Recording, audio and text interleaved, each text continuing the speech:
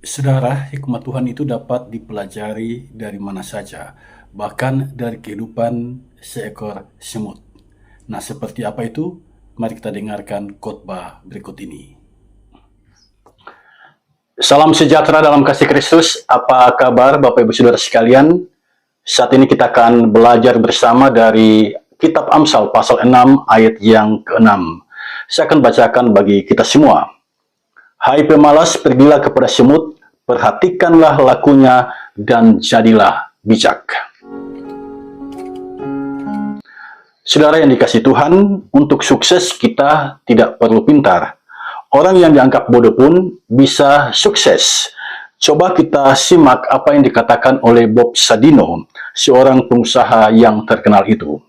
Semasa hidupnya, Bob Sadino pernah menulis kalimat inspiratif tentang orang bodoh dan orang pintar. Dia berkata, orang bodoh atau orang goblok sulit dapat kerja. Akhirnya buka usaha sendiri. Saat bisnisnya berkembang, orang goblok mempekerjakan orang pintar. Saudara, ini menarik saudara sekalian, orang goblok mempekerjakan orang pintar. Apa yang dikatakan oleh Bob Sadino ini sesungguhnya berangkat dari pengalaman hidupnya dan pengamatannya terhadap apa yang terjadi di sekitarnya. Ternyata dalam hidup ini ada orang yang dianggap bodoh, orang yang dianggap goblok, mereka mempekerjakan orang yang pintar. Nah, bagi Bob Sadino, orang goblok yang bekerja keras lebih bermasa depan baik daripada orang pintar yang pemalas. Atau dengan kata lain, kemalasan adalah penghambat kita untuk berhasil. Bertindak rajin ternyata merupakan perintah Tuhan bagi kita. Harap ini kita ingat. Bertindak rajin atau bekerja keras itu merupakan salah satu perintah Tuhan bagi kita. Dalam kitab Amsal, manusia diminta belajar kepada semut. Jika kita menggali lebih dalam lagi, semut yang dimaksud ini adalah semut penuai, ya. Ada banyak jenis semut. Semut yang dimaksud dalam kitab Amsal ini adalah semut penuai.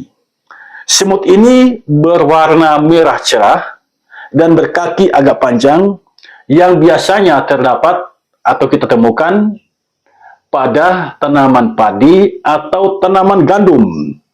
Nah, apa yang dapat kita pelajari dari semut ini? Sederhana, saudara sekalian, pola hidupnya. Kita bisa belajar dari pola hidupnya.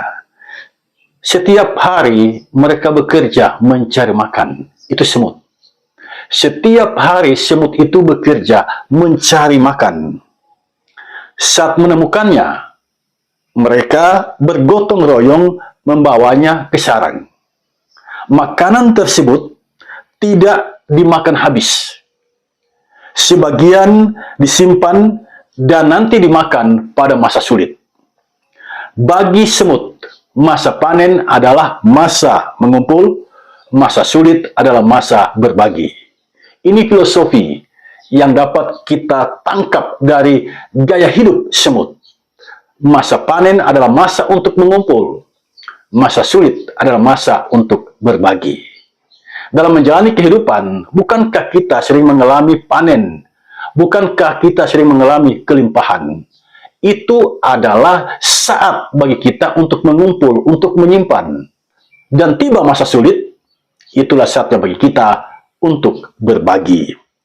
Manusia adalah makhluk Tuhan yang istimewa dan termulia dibandingkan dengan makhluk lainnya. Karena manusia oleh Tuhan diberi akal dan kepintaran melebihi kepintaran semut. Lalu mengapa Tuhan memerintahkan manusia belajar pada semut dan memperhatikan lakunya? Saudara, ada beberapa hal yang sangat prinsip di sini. Yang pertama, semut tergolong binatang yang bekerja tanpa diperintah. Semut tergolong binatang yang bekerja tanpa diperintah. Baginya, bekerja merupakan gaya hidup rutin. Dengan demikian, yang Tuhan kehendaki dari kita, jadikan bekerja itu sebagai gaya hidupmu. Tiada hari tanpa bekerja. Yang kedua, semut binatang yang antisipatif. Sebelum masa sulit tiba, semut telah mempersiapkan makanan baginya, juga bagi sesamanya. Semut tidak pelit. Semut suka berbagi. Makanan tidak dimakan habis sendiri. Makanan menjadi berkat bagi sesamanya.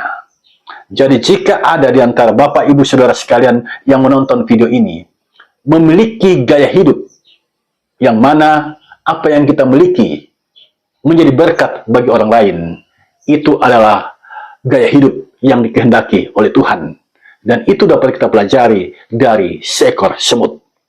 Yang ketiga, semut itu tidak tergoda untuk bertindak serakah.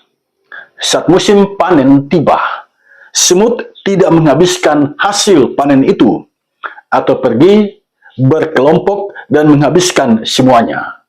Dalam hikmat semut, mesti selalu ada yang disimpan untuk masa depan. Saudara, sungguh mulia pola hidup semut. Tuhan menciptakan binatang kecil itu sedemikian ini.